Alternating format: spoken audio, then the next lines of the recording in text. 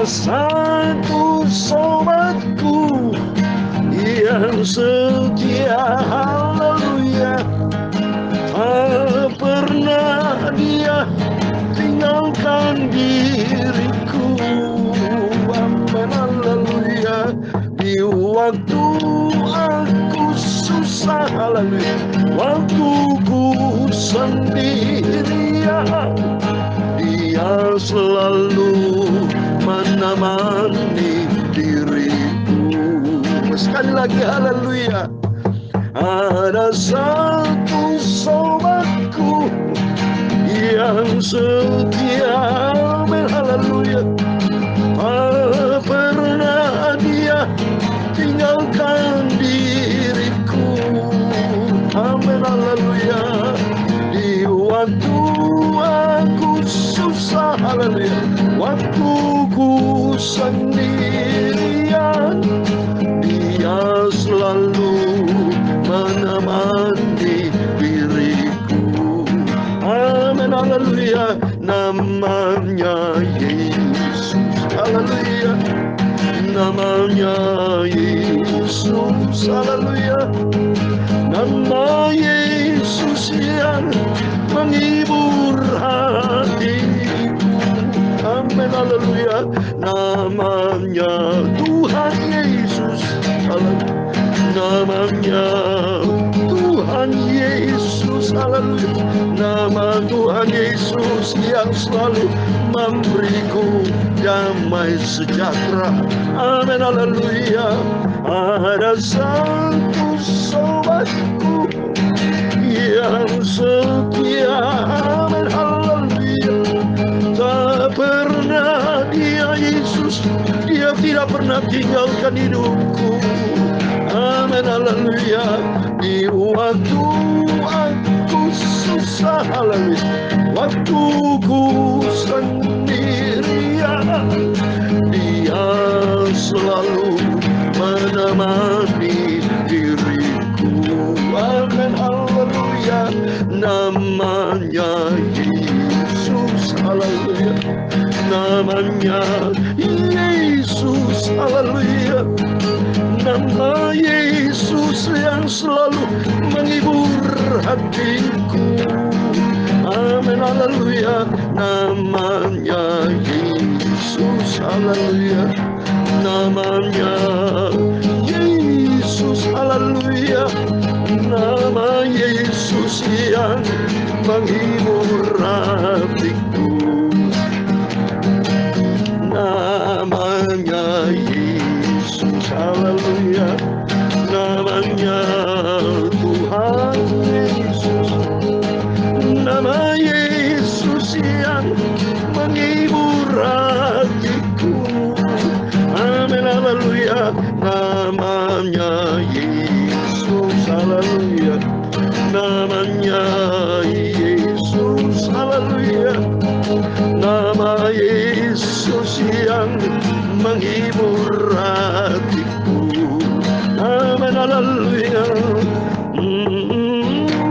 Dalam Mazmur 121 ayat 2 dan 8, pertolonganku ialah dari Tuhan yang menjadikan langit dan bumi. Amin, haleluya. Ia takkan membiarkan kakimu goyah, penjagamu tidak akan terlelap. Sesungguhnya tidak terlelap dan tidak tertidur penjaga Israel. Siapa namanya? Namanya Tuhan Yesus, haleluya. Ayat yang kelima, Tuhan Yesus penjagamu, Tuhanlah naunganmu di sebelah kanan tangan kananmu. Ayat 7, Tuhan akan menjaga engkau terhadap segala kecelakaan. Ia akan menjaga nyawamu. Tuhan akan menjaga keluar masukmu dari sekarang sampai selama-lamanya. Namanya Yesus, namanya Yesus, haleluya. Nama Yesus yang menghibur hatiku. haleluya, namanya Yesus. Ya Tuhan, punya mula kebesaran dan kejayaan, kehormatan, kemasyhuran dan keagungan. Ya segala-galanya yang ada di langit dan bumi. Ya Tuhan, punyamu lah kerajaan.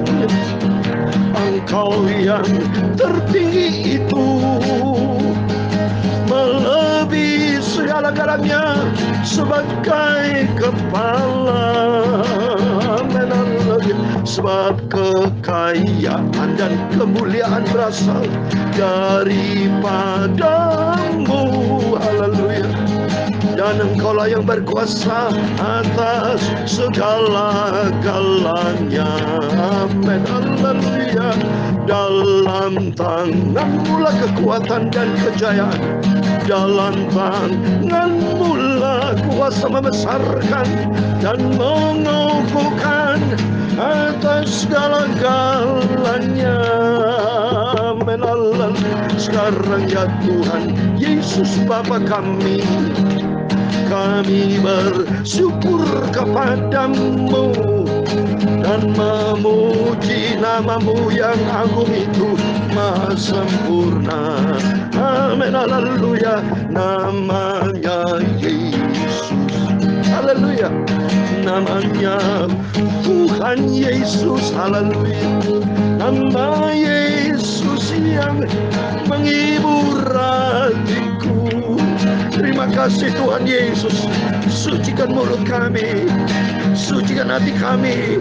Sebentar kami mau baca firman-Mu. Firman-Mu ku taruh dalam hatiku, agar ku tidak berdosa kepadamu.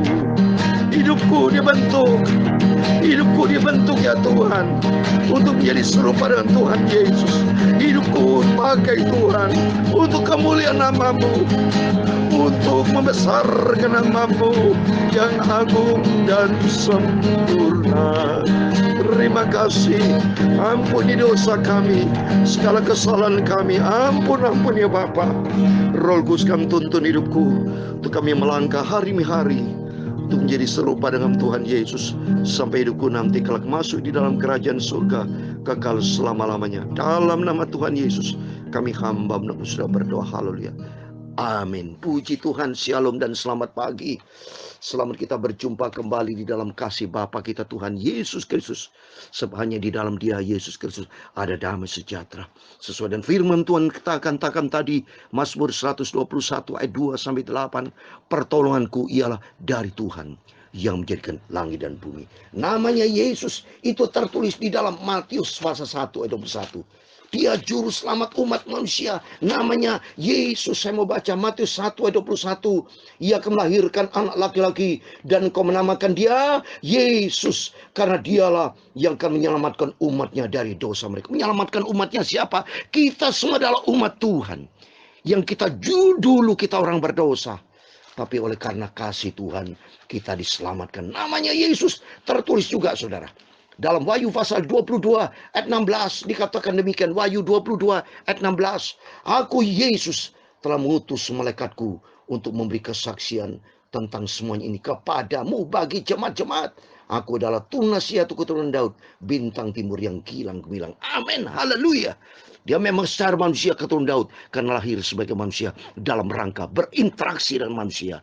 Tuhan yang maha kuasa, Tuhan yang maha hebat, sanggup menjadikan manusia dan sanggup menjadi dirinya juga sebagai manusia keturunan Daud. Sehingga demikian kita bisa mengenal, disebut namanya Yesus yang menjadi Tuhan dan Juru Selamat kita. Amin. Puji Tuhan. Mari sebelum kita beraktivitas, kita membaca 2 Raja pasal 23 ayat 1 sampai 20. Demikian firman Tuhan, supaya besok kita lanjutkan sampai 24-25, karena 2 Raja itu ada 25 pasal. Saya mau baca 2 Raja pasal 23 ayat 1 sampai 20. Demikian firman Tuhan. Sesudah itu raja menyuruh orang mengumpulkan semua tua-tua Yehuda dan Yerusalem. Kemudian pergilah raja ke rumah Tuhan, dan bersama dengan dia semua orang Yehuda dan semua penduduk Yerusalem, para imam, para nabi, dan seorang awam dari kecil sampai yang besar. Dengan didengar mereka itu membacakan segala perkataan dari kitab perjanjian yang ditemukan di rumah Tuhan itu. Sesudah itu berdirilah adalah raja dengan tiang, dan dia akan nyala perjanjian di depan Tuhan untuk hidup dengan mengikuti Tuhan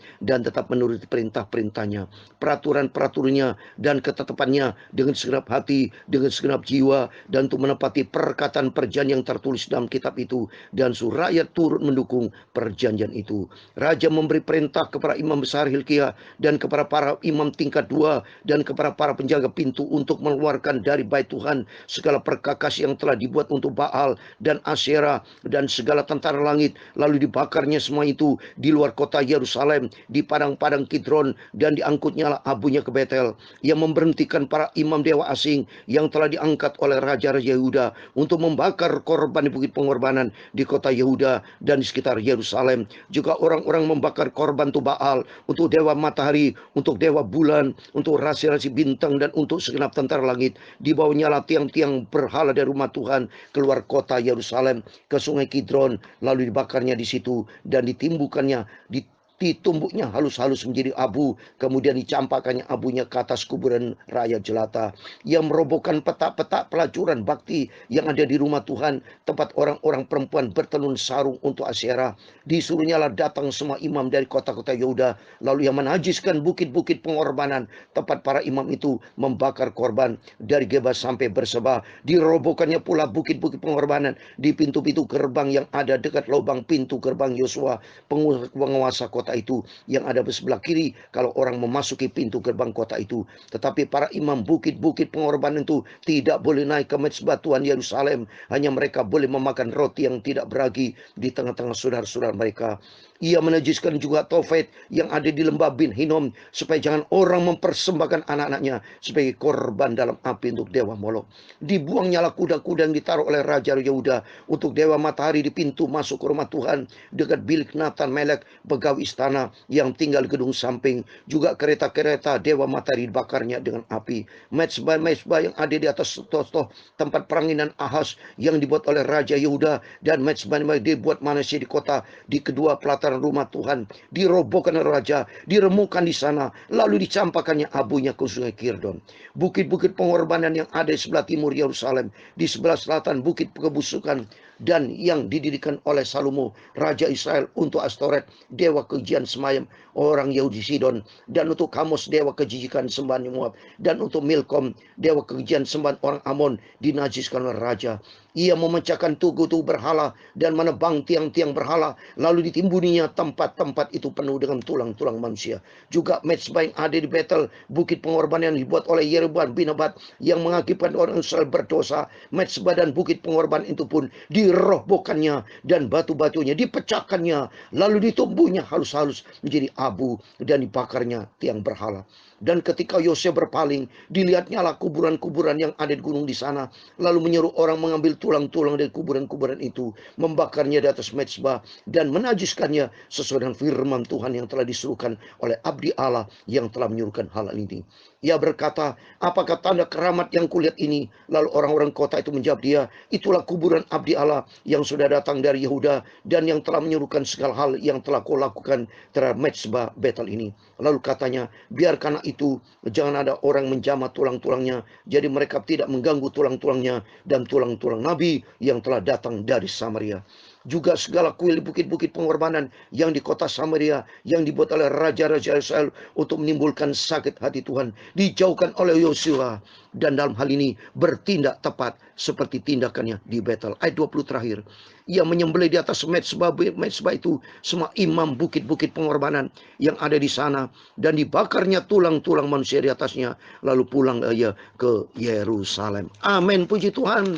Demikian firman Tuhan, kita baca 2 Raja pasal 23 ayat 1 sampai 20. Di dalam nama Tuhan Yesus Kristus, kepada Bapak Ibu Saudara semua yang setia membaca firman Tuhan, yang setia cinta Tuhan dan taat membaca firman Tuhan, taat menjadi pelaku-pelaku firman Tuhan, kita semua diberkati oleh Tuhan.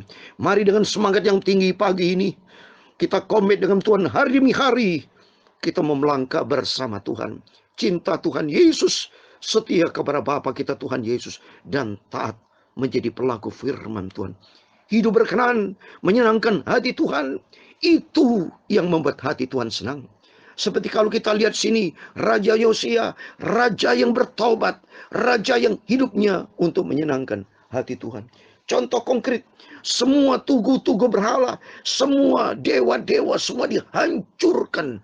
Bahkan imam-imam itu tidak semua dibuang, saudara. Semua artinya tidak diangkat lagi, saudara. Ya, semua yang tidak berkenan, semua disingkirkan.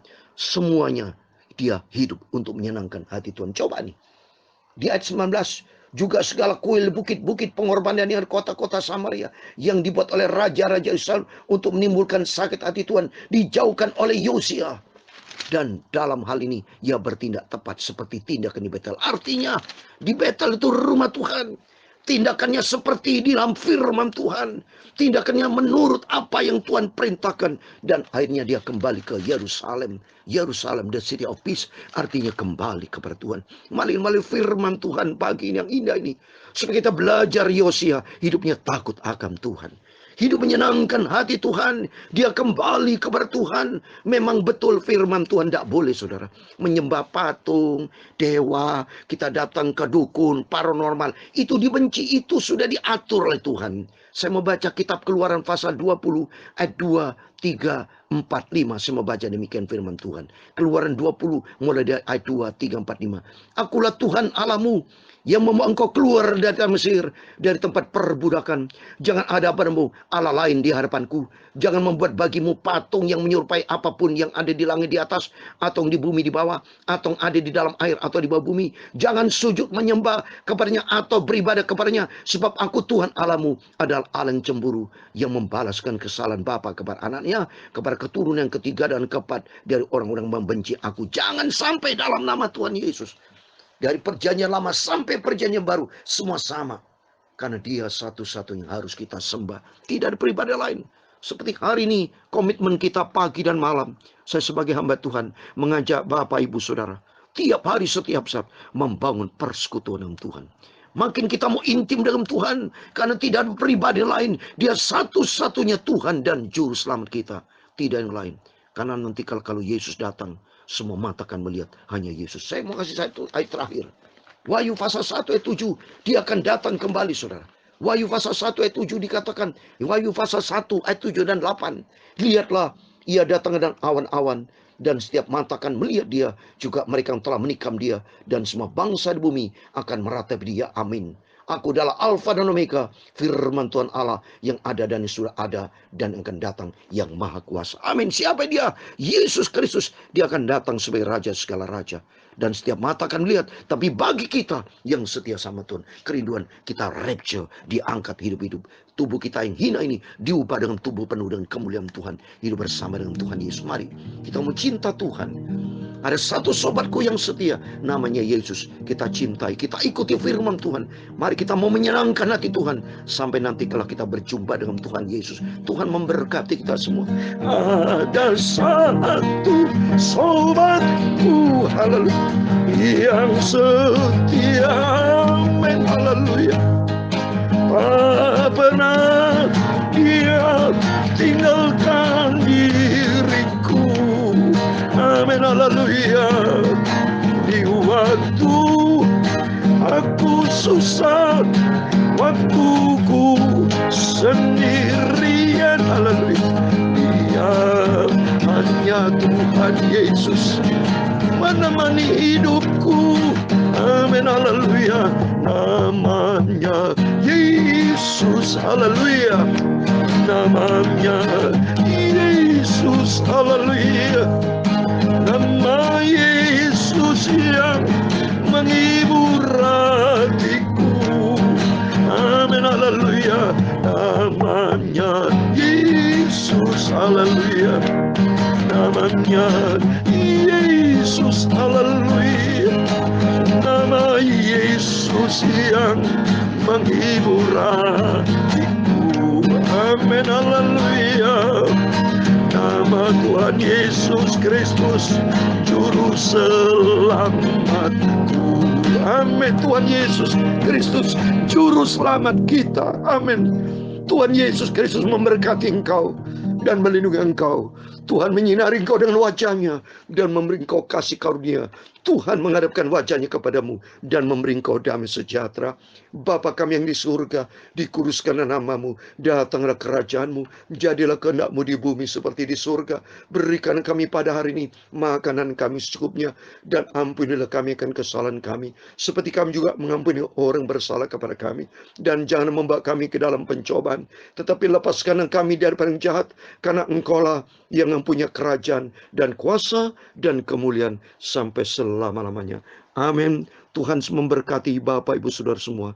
Mari kita sama-sama menyembah Dia Yesus, satu-satu Tuhan Juru Selamat. Tidak ada pribadi lain, hanya Dia Yesus Kristus.